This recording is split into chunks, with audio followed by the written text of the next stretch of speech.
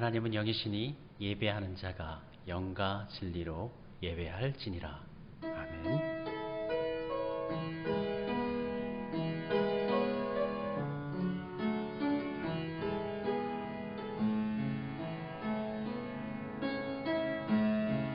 하늘의 문을 여소서, 이곳을 주목하소서.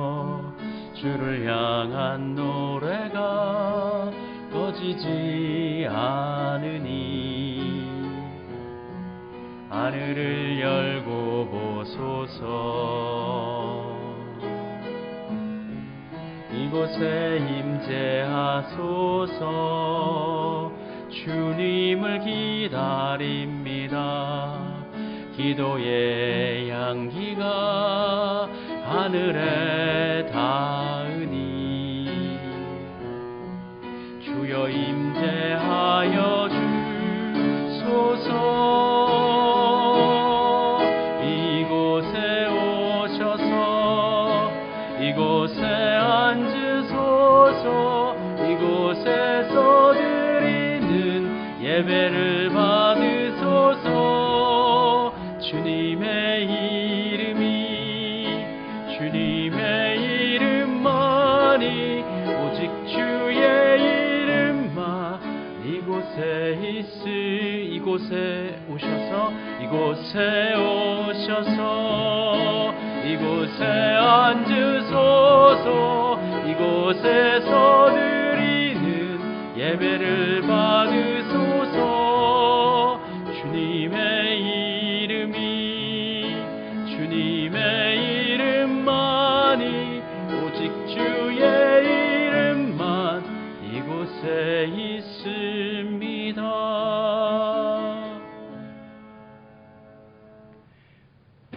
오라, 우리가 굽혀 경배하며 우리를 지으신 여호와 앞에 무릎을 꿇자. 너희가 오늘 그 음성을 듣거든 너희 마음을 완악하게 하지 말지어다. 영원토록 찬양과 영광을 받으시기에 합당하신 하나님, 죄로 인해 하나님을 떠나 죽어야 했던 저희들을 십자가의 은혜로 구원해 주시고 이 시간 예배의 자리로 또 예배자로 세워주시니 감사드립니다. 예수 그리스도 밖에는 아무런 소망이 없음을 기억하고 예수님의 이름을 의지하여 하나님께로 나아갑니다. 만군의 하나님, 이 예배 가운데 임하셔서 홀로 영광을 받아 주옵소서. 영과 진리로 예배드리오니 우리가 드리는 찬송과 기도와 예물을 기쁘게 받아 주옵소서. 또한 예배드리는 저희들에게는 진리의 말씀과 신령한 은혜로 채워 주옵소서. 예수님의 이름으로 기원드립니다. 아멘.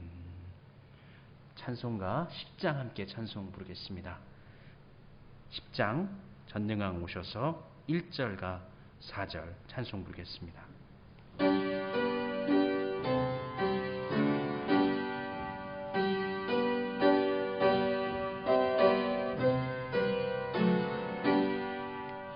전능왕 오셔서 주 이름 찬송케 하옵소서. 영광과 권능의 성부여 오셔서 우리를 다스려 주옵소서.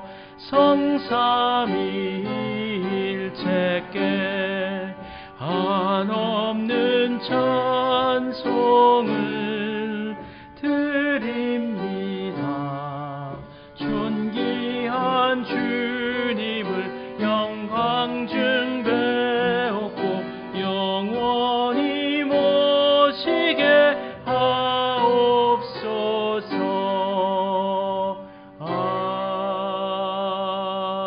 아멘. 마음을 모아 하나님께 참회의 기도 올려드리겠습니다.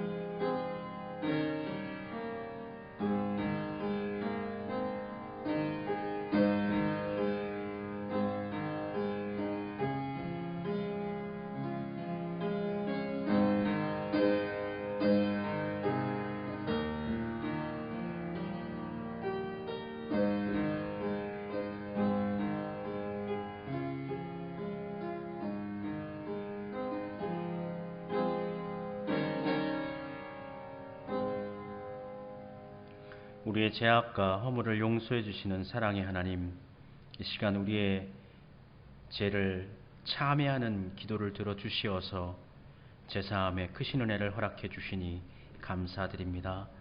예수님 은혜 안에서 살게 하시고 예수님의 길을 따라 살아가게 해 주옵소서.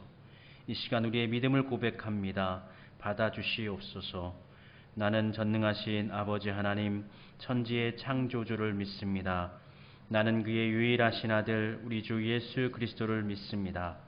그는 성령으로 잉태되어 동정녀 마리아에게서 나시고 본디오 빌라도에게 고난을 받아 십자가에 못 박혀 죽으시고 장사된 지 사흘 만에 죽은 자 가운데서 다시 살아나셨으며 하늘에 오르시어 전능하신 아버지 하나님 우편에 앉아 계시다가 거기로부터 살아있는 자와 죽은 자를 심판하러 오십니다. 나는 성령을 믿으며 거룩한 공교회와 성도의 교제와 죄를 용서받는 것과 몸의 부활과 영생을 믿습니다. 아멘. 너는 마땅히 공의만을 따르라. 그리하면 내가 살겠고 내 하나님 여호와께서 내게 주시는 땅을 차지하리라. 아멘. 교독문 45번의 말씀 함께 교독하겠습니다. 45번 시편 103편의 말씀입니다. 교독문 45번 말씀 교독하겠습니다. 내 영혼아 여호와를 송축하라. 내 속에 있는 것들아 다 그의 거룩한 이름을 송축하라. 내 영혼아 여호와를 송축하며 그의 모든 은택을 잊지 말지어다. 그가 내 모든 죄악을 사하시며 내 모든 병을 고치시며 내 생명을 파멸해서 속량하시고 인자와 긍휼로 간을 씌우시며 좋은 것으로 내 소원을 만족하게 하사 내 청춘을 독수리같이 새롭게 하시는도다. 여호와는 긍휼이 많으시고 은혜로우시며 노하기를 더디하시고 인자하심이 풍부하시도다. 자주 경책하지 아니하시며 노를 영원히 품지 아니하시리로다. 우리의 죄를 따라 우리를 처벌하지는 아니하시며 우리의 죄악을 따라 우리에게로 그대로 갚지는 아니하셨으니 이는 하늘이 땅에서 높음같이 그를 경외하는 자에게 그의 인자하심이 크심이로다. 동이 서에서 먼 것 같이 우리의 죄가를 우리에게서 멀리 옮기셨으며 아버지가 자식을 긍휼히 여김같이 여호와께서는 자기를 경외하는 자를 긍휼히 여기시나니 이는 그가 우리의 체질을 아시며 우리가 단지 먼지뿐임을 기억하심이로다. 아멘. 찬송 부르겠습니다. 찬송가 370장 주 안에 있는 나에게 1절과 2절 함께 찬송 부르겠습니다.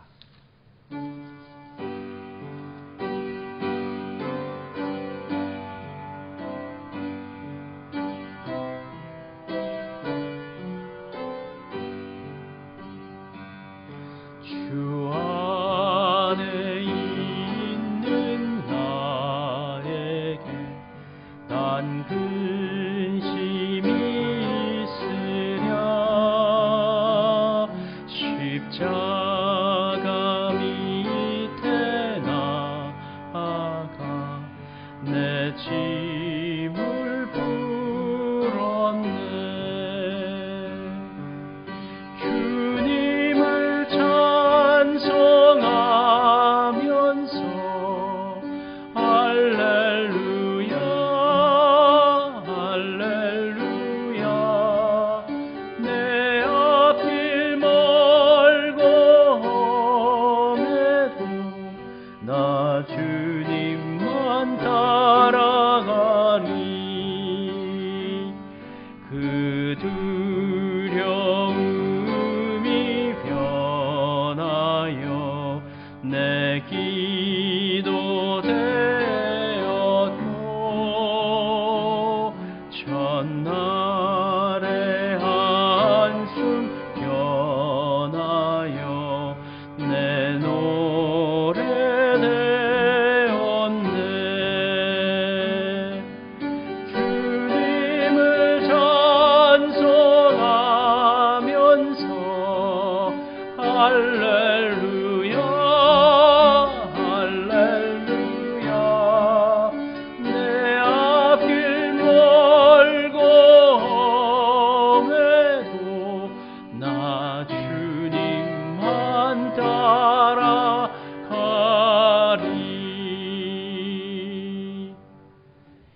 받으신 아버지 하나님, 한 주간도 주의 인도하심 가운데 거하고 주의 말씀 따라 살아가다가 복된 주일을 맞이하여 하나님께로 다시 나오게 하시니 감사를 올려드립니다.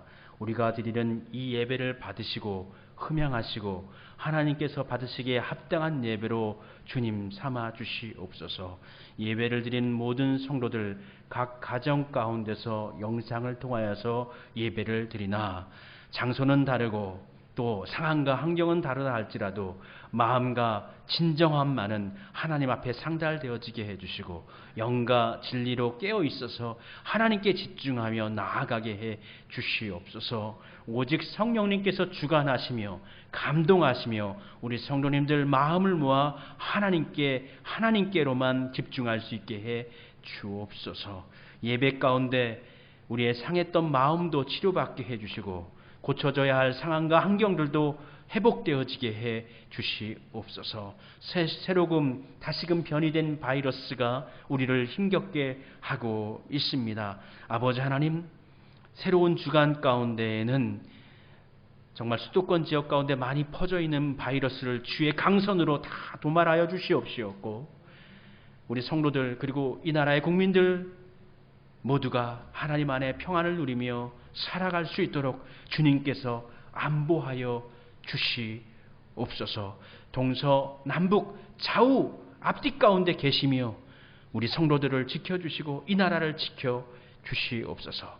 한 주간에도 계속적으로 백신이 접종되어질 것입니다. 하나님 같이 하여 주셔서 접종받으시는 모든 분들의 건강을 지켜주시옵시었고 속히 빨리 이 가정이 순탄하게 이루어져서 모든 면에 있어서 안전한 국가로 주님께서 세워주시기를 원합니다. 그러함을 통해서 우리 성도들 다시금 모여 하나님께 예배할 수 있게 해 주옵소서. 한동안 다시 하나님께 나 예배드리며 이제 안정을 찾아가는가 싶었는데 다시금 이렇게 영상을 통해서 비대면으로 예배드리게 되어져서 얼마나 마음이 쓸쓸하고 아픔이 있는지 알 수가 없습니다. 우리 성도님들을 위로하시고 어느 곳에서든지 하나님과 함께하는 삶을 살게 해 주시옵소서. 병막 가운데 힘겨워하는 성도들을 위로하시며 주님께서 치료하여 주시옵시었고 아버지 하나님 이 예배 가운데 역사하셔서 아픔도 사라지게 해주시고 고통도 없어지게 해주시고 주님께서 주시는 평안함만이 넘쳐나게 해 주옵소서. 삶의 곤고한 문제로 힘겨워하는 우리 성도들 주님 앞길을 훤히 열어주시기를 소원합니다. 또 코로나가 갑작스럽게 활기를 띠는 바람에 이 나라에 사는 많은 사람들이 특별히 또 소상공인들이 어려움을 직면하게 될 것 같아 마음이 무겁습니다. 경제적인 것으로 인하여서 우리 모든 사람들이 너무 힘겹지 아니하도록 저들 힘을 더해 주시옵고 용기를 주시옵시옵고 이후에는 하나님 일어설 수 있는 길도 열어 주시옵소서. 예배 가운데 주님 말씀하여 주시옵시옵고 말씀을 통해서 용기를 얻는 시간이 되게 하시고 다시금 믿음의 길에 다짐할 수 있는 용기를 얻는 힘을 얻는 귀한 시간이 되어지게 하여 주옵소서. 구하지 못한 모든 것들 가운데도 하나님께서 가장 아름다우신 길로 우리 가운데 이끌어 주실 것을 믿사오며 우리 주 예수님의 이름으로 기도드립니다. 아멘. 하늘에 계신 우리 아버지, 아버지의 이름을 거룩하게 하시며 아버지의 나라가 오게 하시며 아버지의 뜻이 하늘에서와 같이 땅에서도 이루어지게 하소서. 오늘 우리에게 일용할 양식을 주시고 우리가 우리에게 잘못한 사람을 용서하여 주는 것 같이 우리 죄를 용서하여 주시고 우리를 시험에 빠지지 않게 하시고 악에서 구하소서. 나라와 권능과 영광이 영원히 아버지의 것입니다. 아멘.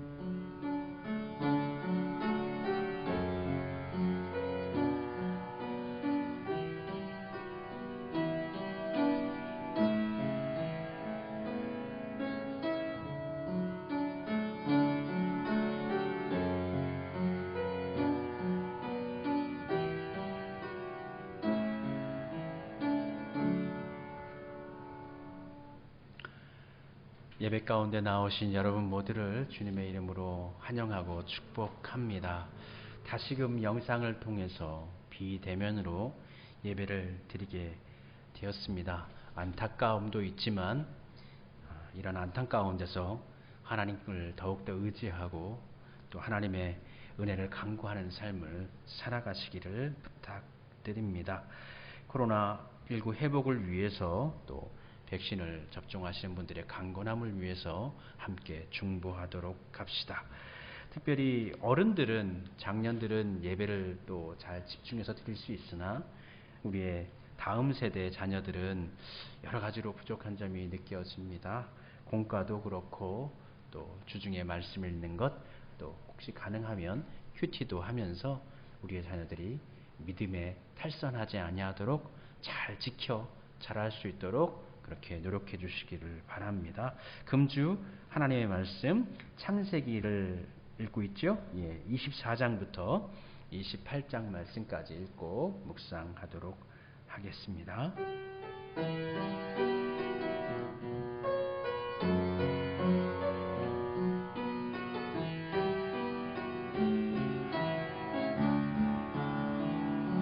주의 힘을 얻고 그 마음에 시온에 들어가 있는 그대는 하나님의 축복의 사람이죠. 주님 그대를 너무 기뻐하시죠.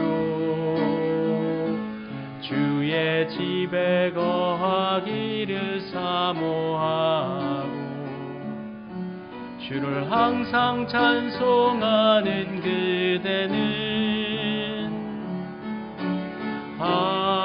하나님의 축복의 사람이죠. 주님 그대를 너무 사랑하시죠. 그대 섬김은 아름다운 찬송, 그대 헌신은 향기로운 기도, 그대가 밟는 땅 어디에서라도 주님의 이름 높아질 거예요. 아멘. 함께 하나님의 말씀 찾겠습니다. 오늘 함께 나눌 하나님의 말씀은 창세기 21장의 말씀입니다. 창세기 21장 8절부터 21절까지 말씀입니다. 구약성경 창세기 21장 8절부터 21절까지 말씀입니다. 같이 한마음 한뜻으로 하나님의 말씀 봉독하겠습니다. 아이가 자라매 젖을 떼고 이삭이 젖을 떼는 날에 아브라함이 큰 잔치를 베풀었더라. 사라가 본즉 아브라함의 아들 애굽 여인 하갈의 아들이 이삭을 놀리는지라. 그가 아브라함에게 이르되 이 여종과 그 아들을 내쫓으라. 이 종의 아들은 내 아들 이삭과 함께 기업을 얻지 못하리라 하므로 아브라함이 그의 아들로 말미암아 그 일이 매우 근심이 되었더니 하나님이 아브라함에게 이르시되 내 아이나 내 여종으로 말미암아 근심하지 말고 사라가 내게 이른 말을 다 들으라. 이삭에게서 나는 자라야 내 씨라 부를 것임이니라. 그러나 여종의 아들도 내 씨니 내가 그로 한 민족을 이루게 하리라 하신지라. 아브라함이 아침에 일찍이 일어나 떡과 물 한 가죽 부대를 가져다가 하갈의 어깨에 메어주고 그 아이를 데리고 가게 하니 하갈이 나가서 부엘세바 광야에서 방황하더니 가죽 부대에 물이 떨어진지라. 그 자식을 간목 덤불 아래에 두고 이르되 아이가 죽는 것을 참아보지 못하겠다 하고 화살 한바탕 거리 떨어져 마주 앉아 바라보며 소리내어 우니 하나님이 그 아이 어린아이의 소리를 들으셨으므로 하나님의 사자가 하늘에서부터 하갈을 불러 이르시되 하갈아 무슨 일이냐 두려워하지 말라. 하나님이 저기 있는 아이의 소리를 들으셨나니 일어나 아이를 일으켜 내 손으로 붙들라. 그가 큰 민족을 이루게 하리라 하시니라. 하나님이 하갈의 눈을 밝히셨으므로 샘물을 보고 가서 가죽 부대에 물을 채워다가 그 아이에게 마시게 하였더라. 하나님이 그 아이와 함께 계심에 그가 장성하여 광야에서 거주하며 할 쏘는 자가 되었더니 그가 바란강에 거주할 때에 그의 어머니가 그를 위하여 애굽 땅에서 아내를 얻어 주었더라. 아멘. 하나님, 귀한 말씀을 통하여서 은혜 받기를 소원합니다. 말씀에 집중하도록 성령님께서 주관하여 주시고 또 전하는 자나 듣는 자나 한마음 한뜻으로 하나님의 말씀을 사모하고 또 그 말씀을 통해 새롭게 결심할 수 있게 해 주옵소서. 예수님의 이름으로 기도드립니다. 아멘. 우리가 살아가다 보면 우리의 뜻대로 되는 일이 많지 않다라는 것을 새삼 느끼게 됩니다. 때로는 예상치 못했던 일들이 나타나서 우리를 곤혹스럽게 하지요. 지금 갑자기 4단계로 상향이 된 것처럼 말입니다. 그래서 때로는 잘못된 선택을 할 때가 있죠. 이거 잘못된 거다라는 거 알면서도 지금 너무 힘드니까 그냥 이렇게 행하는 경우도 있습니다. 그러나 그렇게 잘못된 행동, 어떤 제 씨앗을 심어 놓으면 어느 시점에 이르러서는 그 결과를 책임져야 하는 때가 반드시 우리에게 돌아옵니다. 절대 그냥 없어지지 않습니다. 언젠가 내가 뿌려놓은 그 제 씨앗이 결실하여 내게로 책임을 물을 때가 반드시 옵니다. 그러므로 우리는 허투루라도 작은 일이라도 흔들리지 않고 하나님 안에서 하나님 뜻 따라 살아가도록 부단히 노력해야 합니다. 혹여 우리가 심어놓은 잘못된 그 죄악의 씨앗들이 자라서 이후에 우리를 괴롭히게 되고 우리의 신앙과 양심에 매우 큰 상처와 아픔을 안겨줄 수도 있기 때문입니다.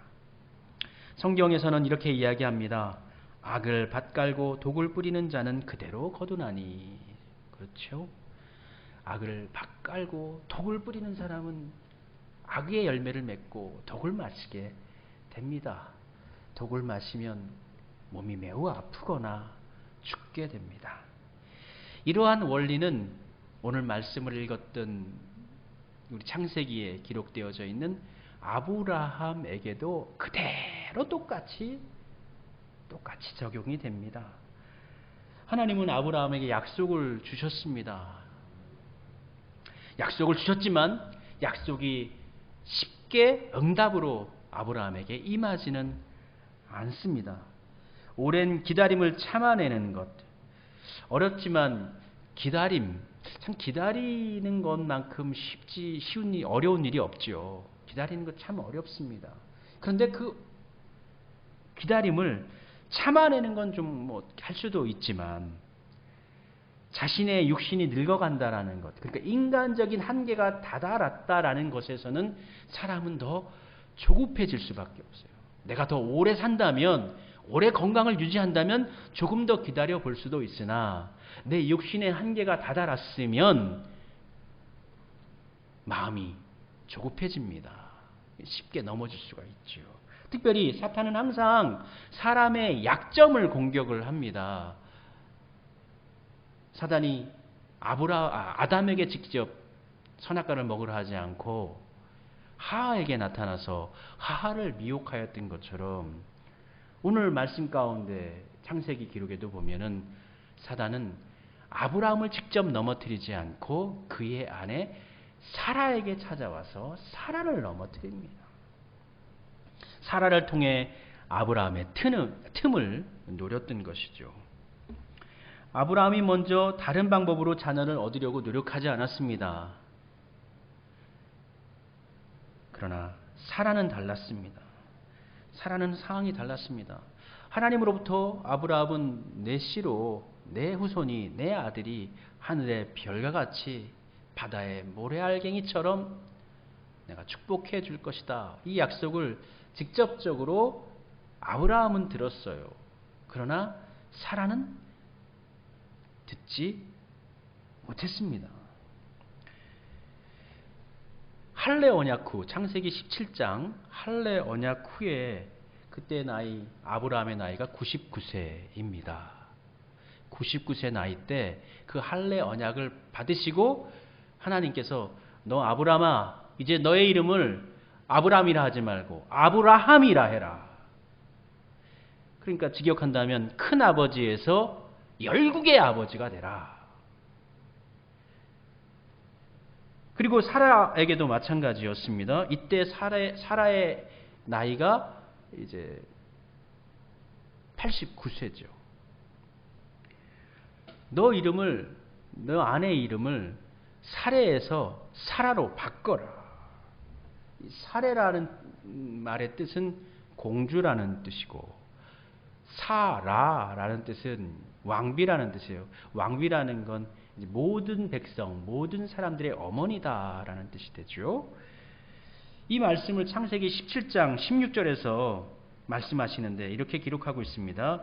내가 그에게 복을 주어 그가 내게 아들을 낳아 주게 하며 내가 그에게 복을 주어 그를 여러 민족의 어머니가 되게 하리니 민족의 여러 왕이 그에게서 나리라. 아브라함을 통해서 사라에게 네가 여러 민족의 어머니가 될 거야 라는 이 말을 들려주신 때는 사라의 나이 89세였고 이미 이스마엘이 태어나서 10대 중반에 이르렀을 때입니다.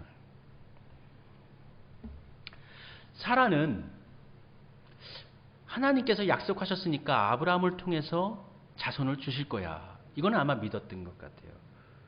그러나 나를 통해서 사라의 태를 통해서 자녀를 주실 거야? 이 말씀은 직접적으로 듣지 못했어요. 그렇기 때문에 그녀는 아브라함을 통해서 나를 제외시킨 하갈을 통해서 하나님의 뜻을 이루어보자 그렇게 생각했던 것 같습니다.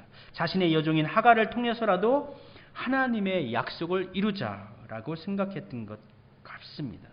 그렇게 아브라함에게 여종 하갈을 주었더니 그녀가 임신을 했죠. 그리고 하나님의 계획은 이것이었구나. 하나님의 계획 속에 아브라함은 있었지만 나 사라는 없었구나. 그런데 이건 누구의 생각이죠? 이건 사라의 생각이에요. 사라의 생각이에요. 하나님의 역사 속에 아브라함은 있었지만 하갈은 있었지만 나는 없었어. 이러한 생각을 품게 되면 얼마나 외롭겠습니까? 얼마나 소외감을 느끼겠어요. 쓸쓸하고 고통스러울 거예요. 근데 이 하갈을 아브라함에게 보내면서 이 사라가 기도했다는 이야기가 없어요. 성경에. 마찬가지로 사라가 그렇게 하자고 할 때 아브라함 역시도 기도했다는 이야기가 성경에 기록되어 있지 않습니다. 그렇게 눈물을 삼키면서 양보하듯이 하갈을 보낸 것이죠. 그런데 그 하갈이 그렇게 첩이되고 난 다음에는 교만해졌어요. 그리고 여주인을 사라를 무시합니다. 그러니까 이 사라가 참 내가 하나님의 구원의 약속에서 제외된 것도 참 너무나 배가 아프고 힘든 일인데 고통스러운데 내가 이렇게 보냈던 이 종이었던 여인이 나를 이렇게 구박을 하거나 그런 것을 느끼니까 이게 너무 힘든 거예요. 그래서 이 사라가 남편의 허락을 받고 하갈을 학대합니다. 아브라함이 그걸 허용한 거죠. 하갈은 이 여인은 애굽 사람입니다. 이 여인이 언제부터 이 유대인인 히브리인인 아브라함과 함께 했을까요? 애굽인이잖아요. 아마도 가나안 도착 초기에 가뭄이 들어서 먹을 것이 없어서 남쪽으로 계속 이동하다가 이후에는 애굽에 가잖아요. 아브라함이. 그때 애굽 왕 바로에게 이 사라를 빼앗길 뻔했어요. 그때 이 바로 왕이 이 사라에게 붙여준 종이 바로 이 하갈이었을 것이다. 그렇게 생각해 볼 수가 있습니다. 애굽에서 이 하갈이 살다가 노예 신분으로 졸지에 강야의 한 족장의 몸종이 됐죠. 그러니까 자연스럽게 그 족장 가족을 따라서 애굽을 떠나 고향을 떠나가지고 강야지대로 이사를 가게 됐어요. 그녀가 의지할 수 있는 사람이 있을까요? 아무도 없어요. 그녀 혼자만 애굽 사람이에요. 그랬는데 어느 날 그 여주인이 남편의 첩으로, 사실 첩이라기보다도 대를 잇기 위한 하나의 이용물이죠. 그녀를 삼습니다. 자식이 없어서 자신을 통해서 자식을 낳기로 결정했기 때문이죠. 아마도 이때 벌써 사라가 아마 생리가 그쳤을 확률이 상당히 높겠죠. 그렇게 자식을 낳고 어쩌면 자신의 몸에서 난 자식이 아들이 아브라함의 계승자가 될 수도 있을 것이라는 기대에도 불구하고 사라 여주인의 그 학대는 매우 심해져 갑니다. 그래서 너무나 심하게 학대를 당하다 보니 견딜 수가 없어서 창세기 16장에 보면 이 하갈이 도망을 칩니다. 강야로. 고향 땅 가려고 애굽길로 향해서 나아갑니다. 사라와 하갈, 이 두 여인을 생각할 때에 사라는 남편에게는 순종하고 하나님 말씀에는 또 순복하는 믿음을 가지고 있지만 첩에 대해서는 굉장히 투기하는 마음을 가지고 있고 또 이복 자식에 대해서는 질투하는 마음이 있는 것이죠. 그리고 또 본인이 첩으로 드리게 해놓고 이후에 이거 다 당신 때문이다 라고 하면서 아브라함 남편을 탓합니다. 그래서 인간적인 연약함을 사라가 보여주고 있고요. 하갈 같은 경우에는 좀 신앙적으로는 미성숙하고 쉽게 교만해지고 또 충동적으로 행동하는 모습을 볼 수가 있습니다.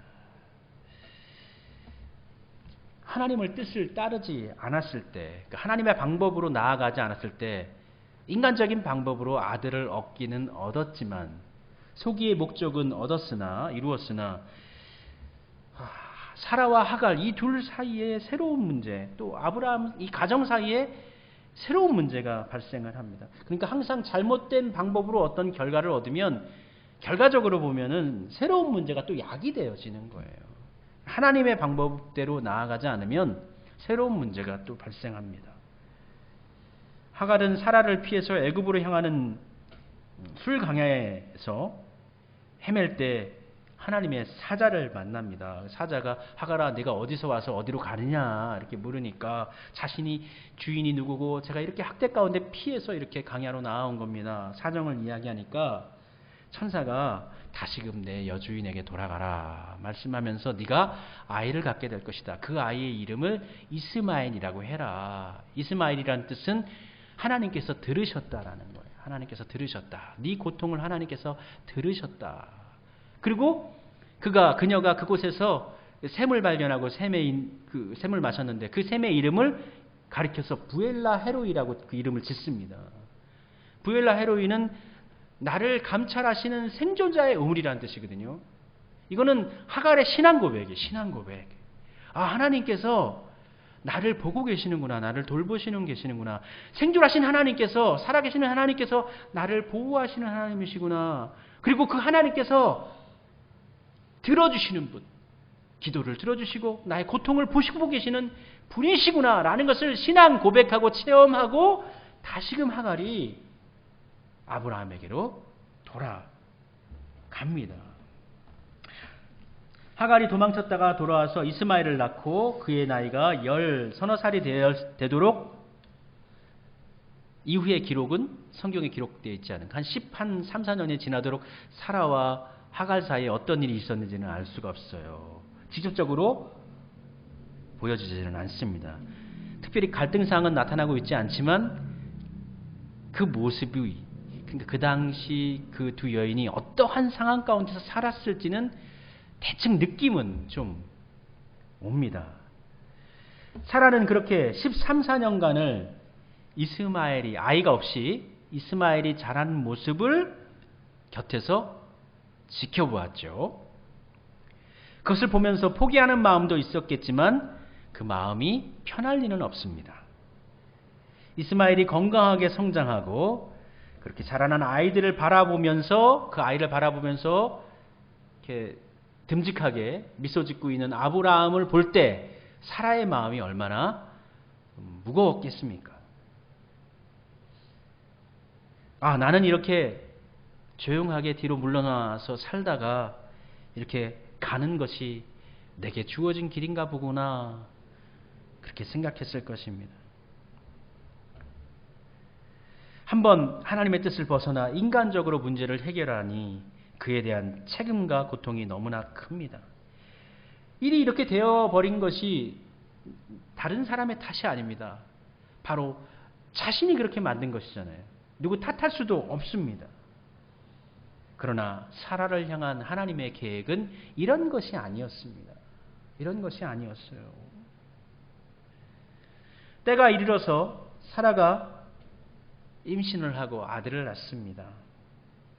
사라와 하갈, 이 두 여인의 갈등은 그녀들의 아들들의 갈등으로 점차 고조되어지죠. 이스마엘과 이삭의 갈등으로 번집니다. 이삭이 젖을 뗄 때 잔치를 했는데, 보통 젖을 예전에는 3살에서, 요즘은 좀 일찍 되지만 3살에서 4살 정도에 뗍니다. 이삭 나이 3, 4세, 그러면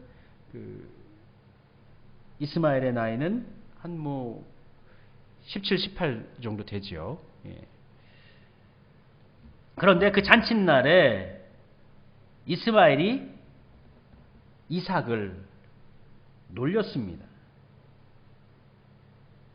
놀렸다라는 말이 히브리어로 차하크라는 말인데, 예전에는 이걸 희롱하다라고 이야기했어요. 희롱하다 하니까 이게 미묘한 뉘앙스가 있어서 오해를 불러일으킬 수가 있어가지고 이거를 개역 개정에서는 놀리다라고 바꿨습니다. 놀리다라는 말의 뜻은 비웃고 조롱하고 멸시했다. 그러니까 좋은 감정이 없는 거예요. 이스마엘이 이삭에 대해서 좋은 감정을 가질 수가 없는 거예요. 그래서 뭔가 괴롭히고 놀리고 했던 것이죠. 멸시했던 것이죠. 근데 이것을 사라가 봤네요. 이것을 사라가 봤어요. 그러자 수년 동안 수면 아래에 감춰져 있던 이 갈등의 문제가, 후사의 문제가 다시 바깥으로 도출되어집니다. 이삭과 이스마엘의 상속 경쟁이 예민해지는 상황에서 사라는 결국 아브라함에게 하갈과 이스마엘을 추방할 것을 강력하게 이야기합니다. 아브라함이 사라의 이 말을 듣고 매우 크게 고민하죠. 매우 크게 고민합니다. 11절입니다. 아브라함이 그의 아들로 말미암아 그 일이 매우 근심이 되었더니, 지금 17, 18년 동안 같이 살았던 아내이기도 하고, 첩이기지만 아내이기도 하고, 그리고 자식 같은 경우에는 이삭이 없을 때는 유일한 자식이었어요. 17, 18년을 같이 키웠단 말이에요. 근데 내쫓으라는 거예요. 그게 아버지로서 이 부정이 있는 사람이 어떻게 그거 쉽게 결정을 내릴 수가 있겠습니까? 마치 본처와 첩 사이에서 고민하는 남편의 모습이 80년대 드라마 속의 이야기와 비슷합니다. 예전에 사라의 말만 듣고 경솔하게 따라서 지난 18년 동안 집안에 평화가 없었어요. 아브라함의 가정에 평화가 있었겠습니까? 예전에는 사라 말 듣고 그렇게 해서 평화가 없었는데 이제는 그렇게 하면 안 되겠죠. 이제 하나님께 물어봐야 되겠죠. 아브라함이 독단적으로 행동해서는 안 됩니다. 그래서 고민하면서 하나님께 묻고 기도를 드렸죠. 밤에 기도를 드렸죠. 그랬더니 그 밤에 하나님께서 응답해 주십니다. 12절 말씀입니다. 하나님이 아브라함에게 이르시되 내 아이나 내 예종으로 말미암아 근심하지 말고 사라가 내게 이른 말을 다 들으라. 이삭에게서 나는 자라야 내 씨라 부를 것임이니라. 아브라함은 이스마엘과 하갈을 내보내는 것으로 결정을 합니다. 성경에는 날이 밝자마자 이른 아침에 하나님의 말씀을 듣고 난 다음 날 바로 아침에 그 부녀를 깨워서 여인에게 떡과 물 한 푸대를 어깨에 메어주게 하고 아들과 함께 길을 떠나게 합니다. 이 모습이 매우 매정하게 느껴집니다. 그러나 첩이라 해도 지난 17, 18년간 함께 살아온 여인이요 아들인데 그 아들을 그 음식 조금 줘가지고 물 한 주머니 줘가지고 광야로 내보낼 때의 아브라함의 마음에 왜 괴로움이 없겠습니까? 왜 안타까움이 없겠어요? 그러나 이 결정에 대해서 우리는 인간적으로 아브라함의 이 모습을 냉혹하다 이렇게 바라보면 안 됩니다. 마음만 먹으면 아브라함이 그 모녀에게 재산도 같이 보내줄 수도 있고 육축도 보낼 수 있고 종들도 같이 보낼 수가 있어요. 그런데 물 조금 하고 곡식 조금 보낸 것은 이거 하나님께서 그렇게 보내라고 말씀하신 거예요. 왜냐하면 실제로 아브라함이 죽어서 장례 지낼 때 창세기 25장에 보면은 재산을 분할하잖아요. 아브라함의 자식들에게 이후에도 아브라함이 자식을 6명 더 낳습니다. 그 모두에게 다 재산을 다 나누어 줘요. 이스마엘도 재산을 받았어요. 이렇게 그녀를 또 그 이스마엘을 보낸 것은 하나님께서 그렇게 보내라는 거예요. 그렇게 보냄을 통해서 하나님께서 그녀와 하갈과 이스마엘을 만나 주시기 위해서 그렇게 하라고 하신 거예요. 근데 그것의 결정에서 내가 그래도 아버지니까 조금 더 챙겨가지고 보내줘야지. 하나님 말씀에는 이렇게 보내라고 했지만 내가 어떻게 그렇게 그럴 수도 있으나 아브라함은 그렇게 하지 않았습니다. 아브라함은 그렇게 하지 않았습니다. 하나님께서 말씀하신 그대로 보냅니다. 아브라함은 그들을 쫓아내는 사라의 말을 따른 것이 아니라 하나님의 말씀을 따라 순종한 것입니다. 이렇게 아브라함이 바로 순종할 수 있었던 것이 그래도 이스마엘을 대신할 수 있는 그 사라의 아들 이삭이 있기 때문에 이렇게 이스마엘을 내쫓는 것처럼 보낼 수 있겠지라고도 기도할 수도 있겠지만 사실은 그렇지 않습니다. 바로 이어서 창세기 22장에 보면은 하나님께서 아브라함에게 또 요구하십니다. 네 아들 이삭을 번제로 내게 바쳐라. 그렇게 요구하실 때 아브라함이 어떻게 합니까? 그 말씀 듣고 바로 그 다음날 아침에 이른 아침에 이삭을 데리고 번제 드릴 장소로 데리고 가잖아요. 장손이고 유일한 아들이라 할지라도 이삭을 데리고 나가지 않습니까? 그러니까 이스마엘을 떠나보내고 하갈을 떠나보낸 것은 믿음의 결단의 행동이라고 볼 수가 있는 것이죠. 우리는 이삭의 이름이 미소니까 웃고 있다라는 뜻이니까 이삭을 보며 웃고 있는 사라와 강야에서 쓰러져서 목말라 죽어가고 있는 이스마엘을 보며 울부짖고 있는 하갈의 모습을 볼 수가 있죠. 그 사이에 서 있는 아브라함의 모습도 또 발견할 수가 있습니다. 우리는 그 사이에서 갈등이 있는 삶의 자리에서 아브라함이 신앙적인 결단을 한 것처럼 우리 역시도 그 아브라함의 모습을 통해서 우리도 갈등 많고 고민 많은 이 세상 가운데 어떻게 살아야 하는가라는 것을 배울 수가 있는 것입니다. 그렇게 하나님의 말씀을 따르면 하나님께서 책임져 주십니다. 그렇게 하나님의 말씀을 따라 그녀와 하갈과 이스마엘을 내보냈더니 하나님께서 하갈과 이스마엘을 책임져 주십니다. 하나님의 말씀을 따라 두 모자를 쫓아냅니다. 21장 14절에 보면 아브라함은 다음날 아침 일찍 먹을거리 얼마와 물 한 가죽 부대를 가져다가 하갈에게 주고 두 모자를 함께 내보냅니다. 하갈은 부엘세바 빈들에서 정처없이 방황하다가 이 부엘세바는 말 그대로 강야입니다. 사막입니다. 오아시스가 없어요. 물이 없는 곳이에요. 방황할 수밖에 없는 곳입니다. 정처없이 떠도는 상황입니다. 그 사막 지역에서 물도 다 떨어지고 죽게 될 상황에서 하갈은 조금 화살 한 뼘 떨어진 곳에서 자식을 보면서 죽어가는 모습을 보면서 어미가 자식 죽어가는 모습을 보면서 대성통곡을 하죠. 울부짖습니다. 그리고 그곳에서 예전에 만났던 하나님의 사자를 다시 만납니다. 그리고 그 사자는 하갈을 위로하고 그 아들이 큰 민족을 이루게 될 것임을 약속합니다. 이 말씀을 듣고 하갈이 눈이 밝아져서 샘물을 보게 되고 그곳에서 샘물을 떠서 아이에게 마셔 아이를 일으킵니다. 21장 20절에는 이렇게 기록합니다. 하나님이 그 아이와 함께 계심에 그가 장성하여 강야에서 거주하며 활 쏘는 자가 되었더니 그가 바란 강야에 거주할 때에 그의 어머니가 그를 위하여 애굽 땅에서 아내를 얻어 주었더라 라고 기록합니다.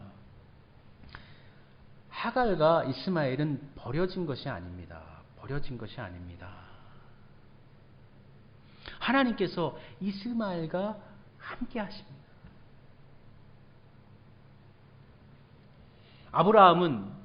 아브라함도 얼마나 그녀를 하갈을 쫓아내면서 자식을 쫓아내면서 얼마나 마음이 아팠겠어요. 그게 하나님의 뜻이니까 그렇게 했고 그렇게 하니까 하나님께서 하갈과 이스마엘을 책임져 주십니다. 결코 하갈이 믿음이 없는 사람이요 하나님을 모르는 사람이 아닙니다. 이스마엘도 아브라함의 씨인 만큼 생육하고 번성하여 민족을 이루는 축복을 받고 이후에는 12아들들을 낳게 되고 그 12아들들이 12개의 족속을 이룬다라고 기록하고 있습니다. 그리고 이삭은 이후에 야곱과 에서를 낳고 야곱을 통해서 이스라엘의 12지파가 되는 12아들을 얻게 되어집니다. 우리는 계획대로 진행되어지지 않을 때, 또 기다림에 지쳐지게 될 때, 어떤 한계에 다다랐을 때 더 넘어지게 됩니다. 흔들리게 됩니다. 오늘 아브라함도 10년, 75세에 부름받고 85세 되어져서 86세에 이스마엘을 낳았으니까 85세 10년 지나고 난 후에 이 아브라함이 흔들렸어요. 사라도 흔들렸어요. 마찬가지로 우리도 10년 정도 하나님의 뜻에 기다림의 시간을 가졌는데 응답이 없으면 우리도 분명히 지치죠. 그 정도면 우리도 지칩니다. 새로운 방법을 찾을 수도 있죠. 그러나 하나님께서 원하시는 것은 인간적인 한계가 다다랐을 때 그때를 경험하게 하시면서 마치 우리 손에 아무것도 남겨진 것이 없어서 더 이상 기대할 수 없는 빈손이 되었을 때에 그때 하나님께서 응답하시는 경우가 많이 있습니다. 그러므로 우리는 정말 희망이 없을 때, 희망이 보이지 않을 때 희망을 해야 되는 거예요. 하나님의 뜻이 보이지 않을 때 하나님의 뜻을 구해야 되는 거예요. 그게 바로 믿음인 것이죠.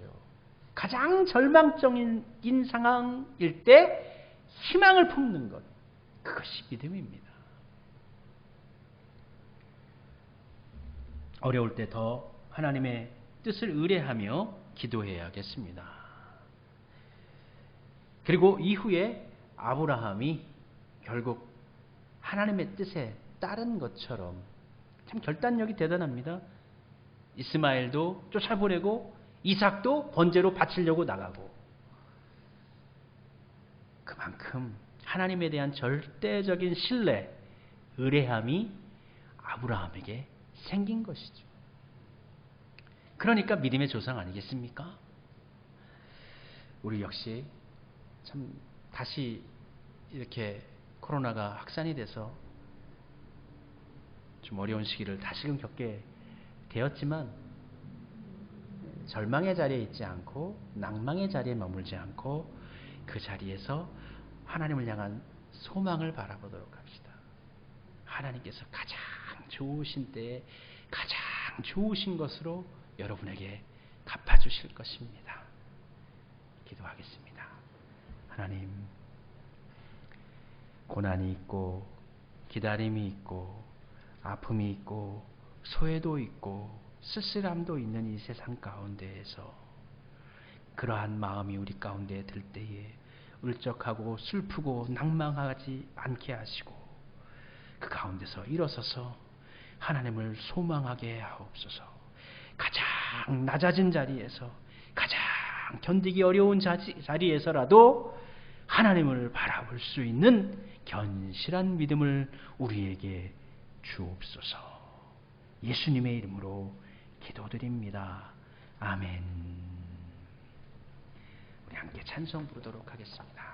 함께 370장 주 안에 있는 나에게 3절과 4절 함께 찬송 부르면서 예물 봉헌 드리겠습니다.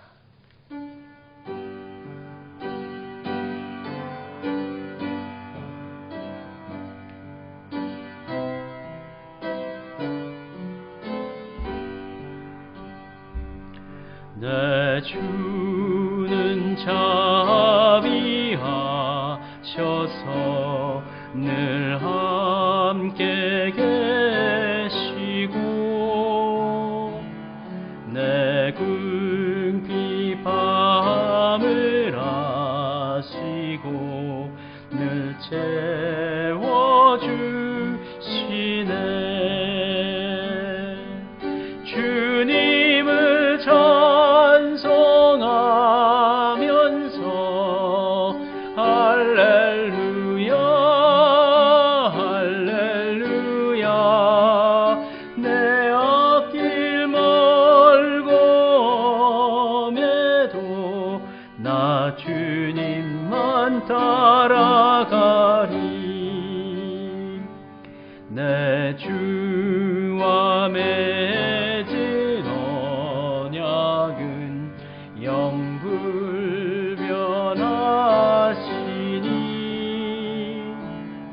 그 나라 가기까지는 늘 보호하시네.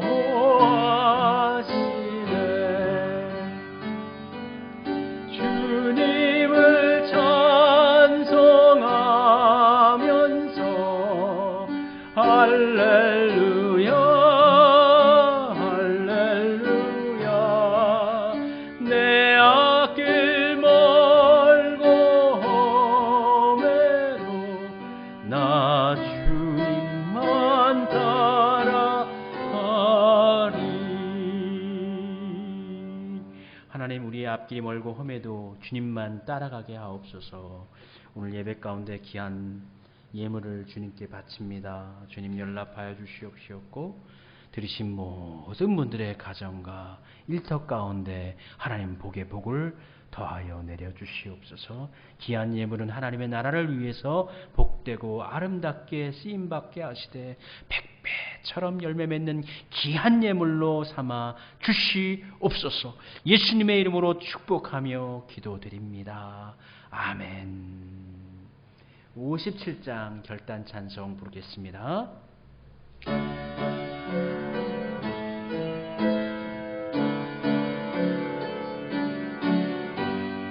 오늘 주신 말씀에 새힘 얻어서 세상으로 나가서 살아갈 때에 나 혼자 힘으로 늘 부족하오니 주여 나를 도우사 승리하게 하소서.